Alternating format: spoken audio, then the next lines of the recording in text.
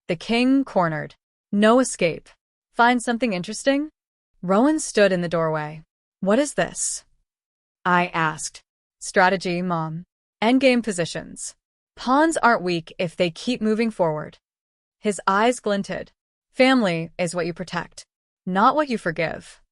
I forced my voice steady. Rowan, you're 12. You're not supposed to carry everyone's sins. You need to talk to someone. He smiled. If that's what you want, sure. I'll say all the right things. That wasn't reassurance. It was a condition. I slid the notebook into a drawer. Hands trembling. Next morning, pancakes. Rowan flipping them. Humming. Mom beaming. Like nothing had cracked. But at dawn, the hospital called. Dorian, tell the truth about Rowan. Please. Before it's too late. I sat by his bed. Knew exposing Rowan wouldn't save him. It would destroy what little was left.